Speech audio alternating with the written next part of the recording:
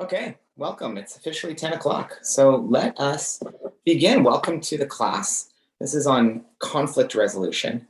And I was hired a number of years ago to work with a group to solve some conflict. So they brought me in, and there was a group of about 15 people there that said, we got some issues and we need to solve them. But for most people, we don't necessarily understand the mechanisms behind conflict in the first place because, well, partly because we're never really trained on it.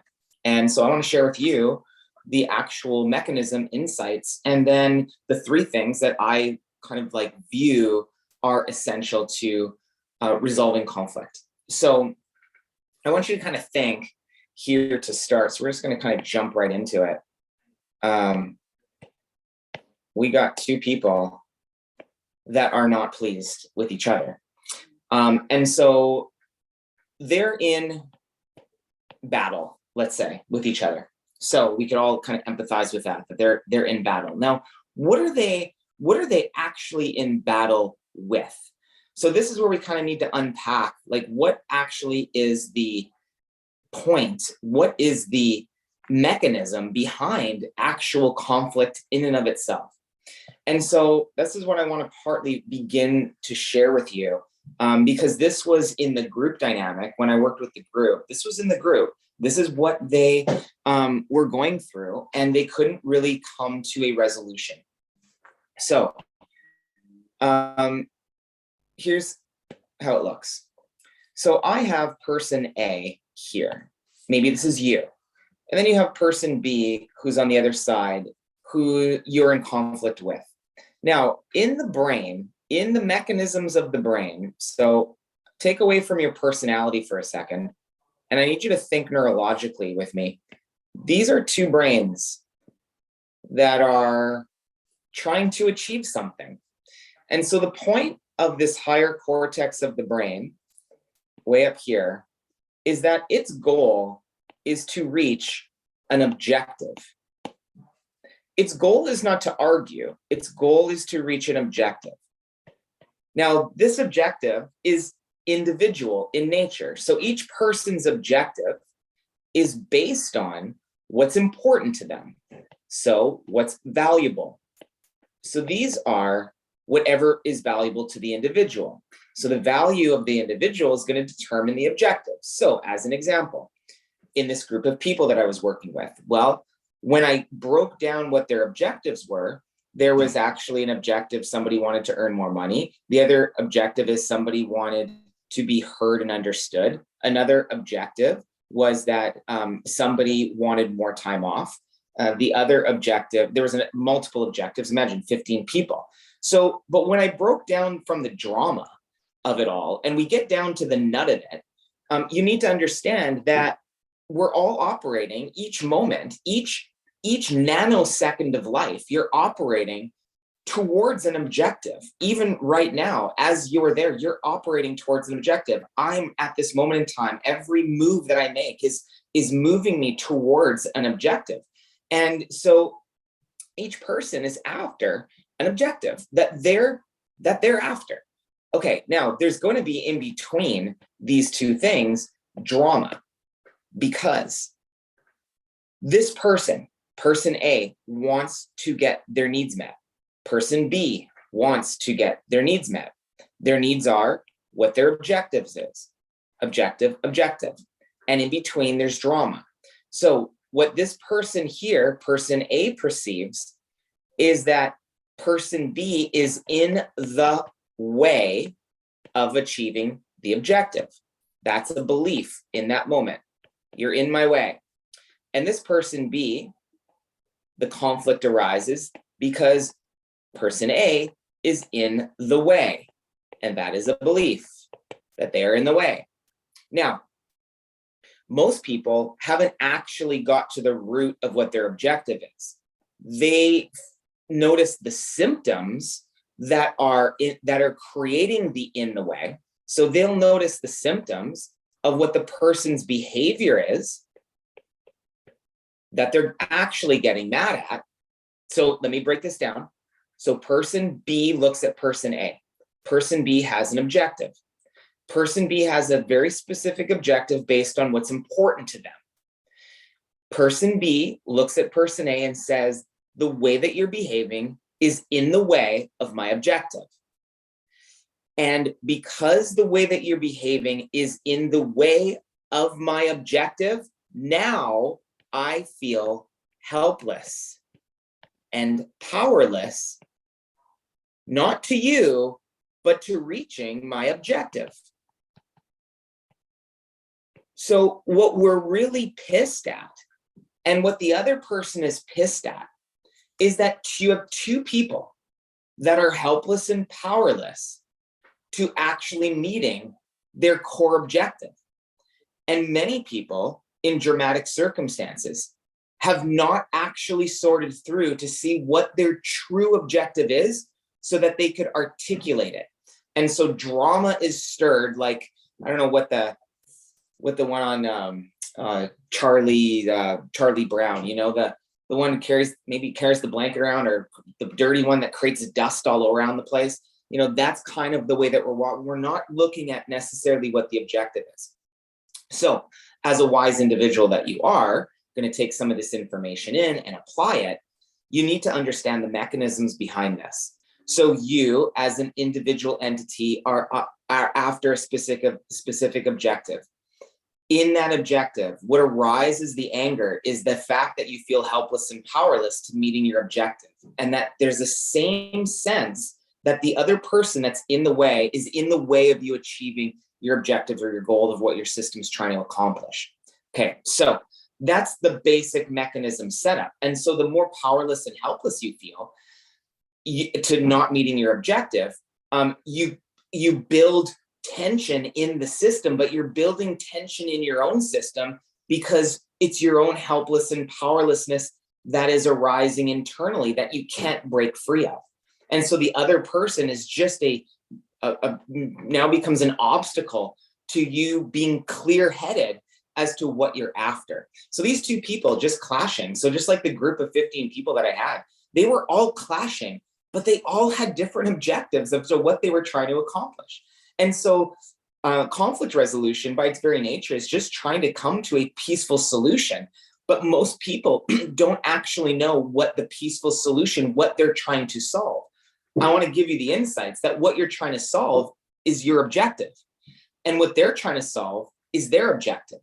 So step one is empathy.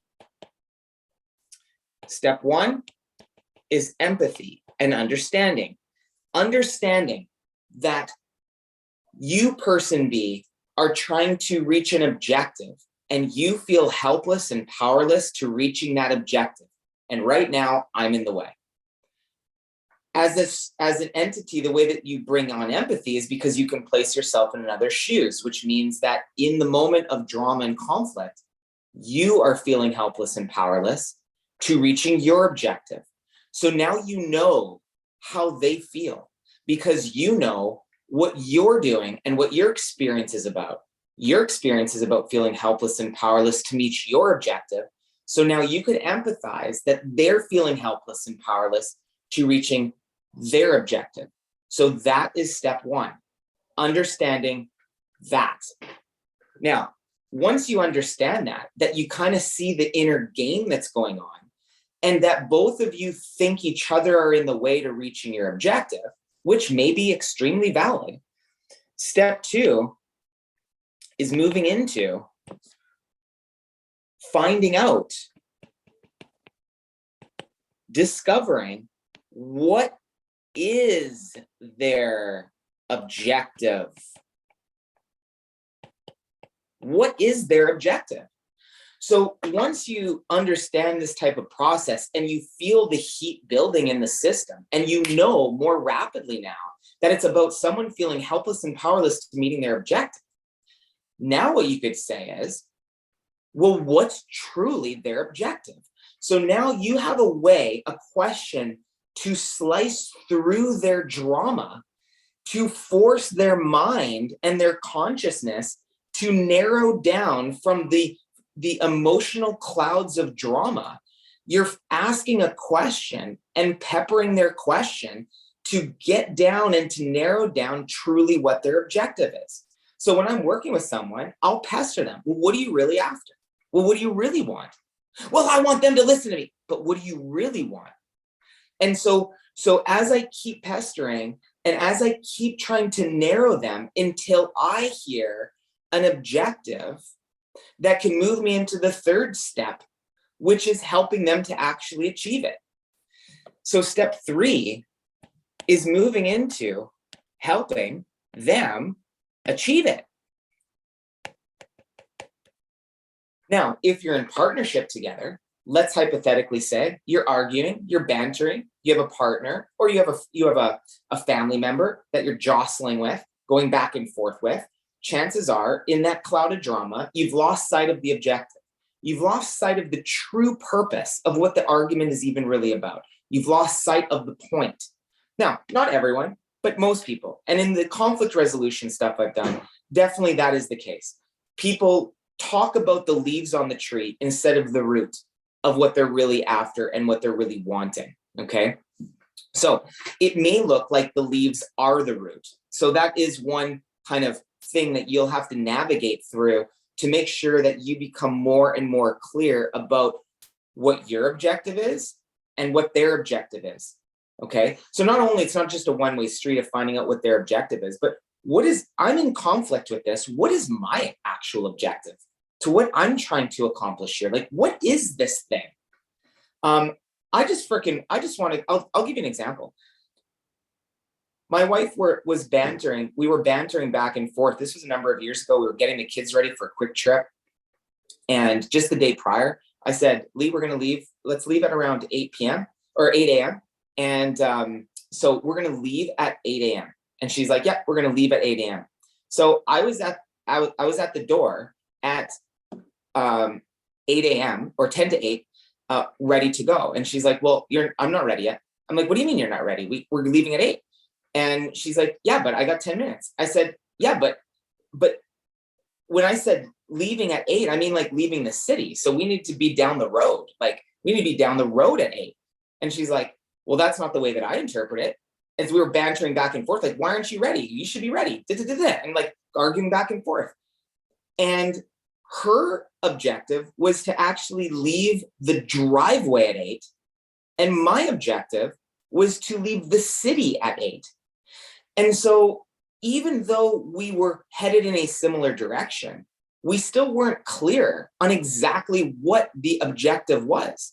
Because if I would have said, I want to leave the city at 8, meaning we need to be on the highway at 8, we would have been crystal clear and she would have helped me and I would have helped her to meet that objective. But we had 2 different objectives going on at the same time, even though we thought we were leaving for a trip.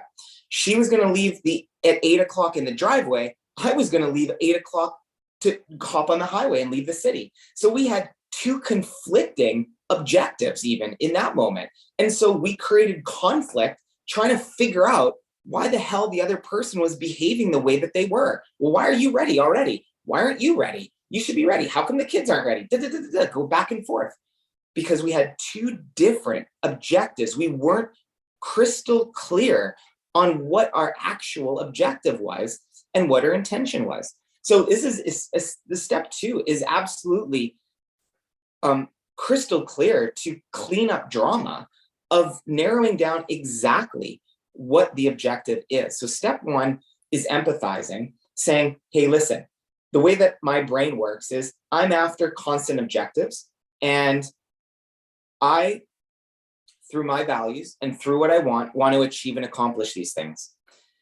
And I understand that you're trying to achieve those too. And when we're in conflict, both of us are feeling helpless to having the objective being met. Okay, so that's kind of like step 1. Now, the other thing too, just to consider with step 1, just to kind of like scoop back for just a second or reverse engineer just a bit so you have a better understanding of it, is all of us are operating on our hierarchy of values, things that are most important to least important.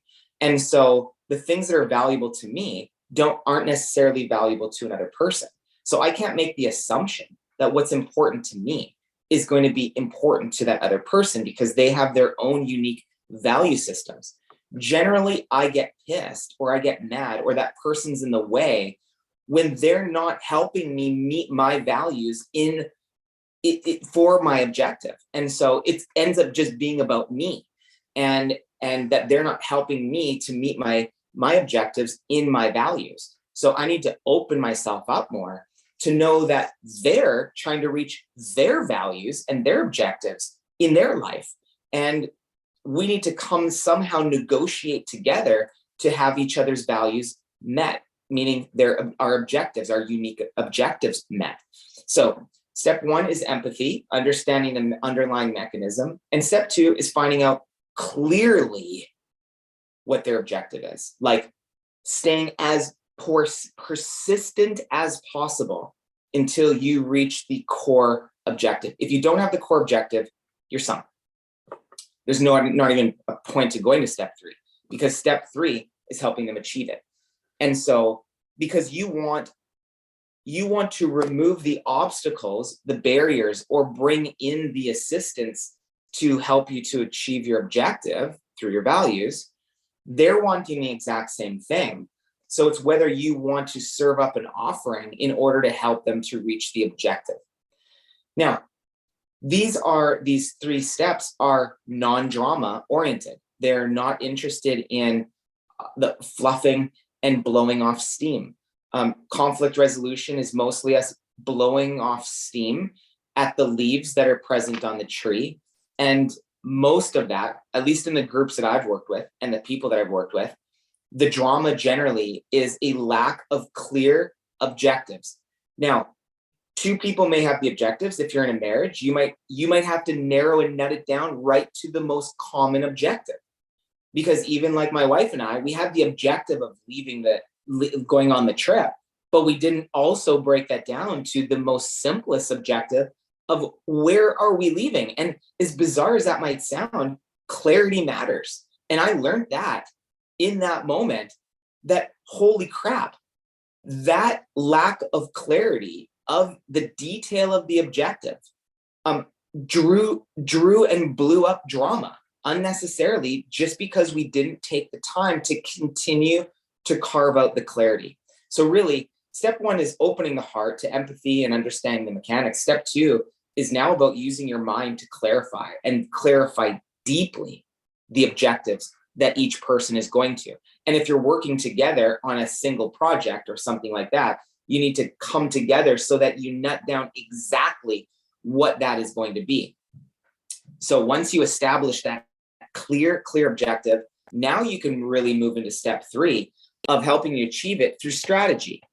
So now you can ask questions. And remember, if you look at step two and three, the prime emotion, I'm going to draw a big arrow up here. The prime emotion is curiosity, not anger. Okay. Curiosity is a flexible, nimble, negotiable brain. It doesn't have a lot of the blood and glucose and oxygen going to the anxiety centers, the stress and anxiety centers that are going to have you defend yourself. Step two and three is really about curiosity and opening yourself up to that. What is our true objective? What is their real objective? You're asking a question. Step three is, what are the strategies that we could use to achieve this objective? Or what are the strategies that I can bring in my values to help that person achieve their objective? And what could I ask of them to help me reach my objective? And so when I was working in this group of 15 people, and we started to identify these actions, these objectives, once you get the nut of these objectives, now you could actually strategize with your forebrain, called your cerebral cortex, which is your design and planning centers of the brain. You can bring on the cortical centers of the brain instead of the limbic and emotional centers, bring on the cortical centers to solve the problem, because that's essentially what conflict resolution is, a peaceful solution. Well, the solution that you're trying to solve is how to reach objectives. If those objectives are less than clear, you may have to spend weeks on step two. You might have to spend hours on step two. You might have to spend months on step 2. You shouldn't have to, but you may have to, depending on how much emotion is there. Essentially, though, if step 2 doesn't get clarified, you can't bring on step 3 to now ask, what are the strategies that we need to employ in order to achieve either different objectives or one synergized, agreed upon, clear objective? Those are really the parameters at play, because essentially, from a human capacity standpoint, we're all here to fully self-express authentically and achieve and design life according to our highest value and to our core nature. And that means that we have, and Steve has, and you have, a set of values in a hierarchy of your nervous system of things that are most important for you to express and accomplish, down to the least things that you could be cared less about and not be bothered by. And so your mission, you're part of your mission in your life, and my life, is to express myself in this hierarchy of values. Now, maybe people don't spend the time to actually look at those values and what's important to them. That could be an obstacle to conflict resolution, that you actually don't even know yourself. You don't know what you want. You don't even know that piece. And so you're just bantering out of confusion because you don't know who you are. I've seen that before. But let's assume that you do know what you want. Then we have to understand that every human being, each and every hour they're alive, are trying to accomplish a specific objective. And for me, when I work with clients, I'm looking to see not what I'm trying to accomplish, like, what do you want? What are you trying to accomplish? Because that's your values. And for me to assist you, for me to express myself fully, I need to know exactly what you're trying to accomplish so I can express myself fully, so you can express yourself fully. And so we liberate each other by helping each other to meet our objectives and match our values. And so this is essentially the game of conflict resolution. So empathy and understanding of that they're struggling and suffering and powerless and helpless, just like you are. Although their behavior looks chaotic, they're suffering and helpless because they're not having their objectives met, which is what creates the conflict. The second thing is then finding out what's the objective. And for that, you're going to have some poise and a bit of courage to move into that territory and be persistent, both within yourself and for them, to clarify the objective. Third step is, what then is the strategy that we could use to help to reach either our different objectives or one common objective? And that essentially is conflict resolution in a nutshell. So I'm going to just kind of open up for any questions. If you do have any questions, great. If not, that's going to be the material right now. So hopefully that was of service to you and some sort of value. Just post a little question in the chat. If you do have anything, I'll give that like 30 seconds, or you can just pop on and just unmute and you can ask a question too, if that's the case. Does anyone have any questions about that? I know we covered like a lot of things in 23 minutes. So hopefully maybe you took some notes. I'm going to leave that up so you can like take some notes on that. This is step 1, empathy. Step 2, getting curious about what their true objective is. And step 3, the strategy to help them achieve it. Hey, let's face it. I may not like all my wife's objectives. I may not like all my clients' objectives. I may not like it because it might not be in my values. So I might not like it, but I'll help them to achieve their values as long as I feel like I'd be a person to do that.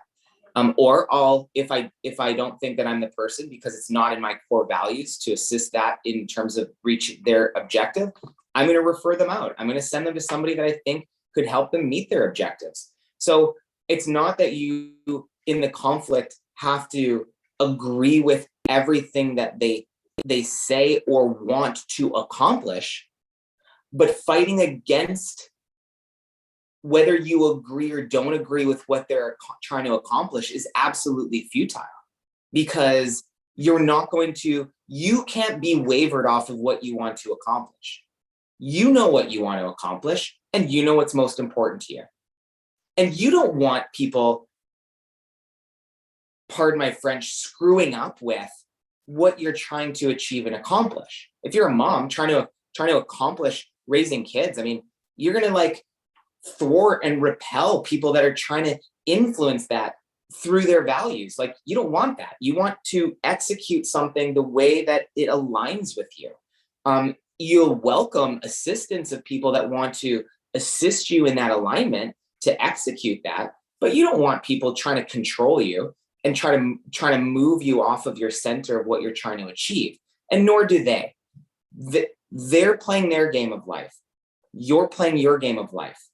And working in a community, we're all trying to reach individual goals, hopefully, for the full expression of what you want out of life. And if that person is not congruent with your objective, then we could either participate with them with that understanding, or we could let them go and look for other solutions to achieve what we're trying to accomplish. Maybe the conflict that you're having isn't even necessary. Maybe they're not the right person to help you achieve what you're trying to accomplish. That I've seen that a lot, just like the person's not, what do you want to accomplish? Okay, great. What are the strategies behind it? Great. Is that the person to help you with it? No. Okay. So then there's no point in having the conflict there. Like when I worked with that group of 15 people, they were all bantering back and forth. They were all yelling at each other. But 80% of their issues could only be resolved by the assistance of the CEO of the company. So they were bantering amongst themselves because each of them weren't having their needs met. But it wasn't because of each other. It was because of they were powerless in each other. The CEO had to make some decisions about salaries and wages and this and that, and things that only the CEO is going to be influencing at the end of the day. But yet all these people were arguing about all these leaves and attitudes, and they're talking back to me and they're looking at me at the coffee station weird and blah, blah, blah, blah. And it's like, no, that's not even the issue. You have bigger core objectives that you're trying to accomplish. Who is the person to help you accomplish those objectives? That's what you want to be asking yourself. Then you can let go of some of the conflict, because you'll realize once you identify what your objective is, you don't have time for drama. If you know what you're trying to accomplish, you have less and less time and less tolerance for drama when you know what you're trying to accomplish. If you don't take the time to clarify what you're trying to accomplish and your objective, you will welcome in drama, because lack of clarity and lack of certainty invites in more drama. So know what you want, know your objective, know their objective. And once you're identifying objectives, you want less and less to waste time and energy in the emotional drama of it. And once you get more mentally clear, then your body knows what it's going for, and it can act with precision and with persistence to go and accomplish it. So that's my short half-hour take on conflict resolution. I hope this was helpful. Much love to you. Thanks for hanging out with me for half an hour. And we'll be posting what the topic of the next week is. If you have any questions, fire us an email, make a comment, whatever you need to do. But track us down. Have a beautiful day. And thanks again for joining us.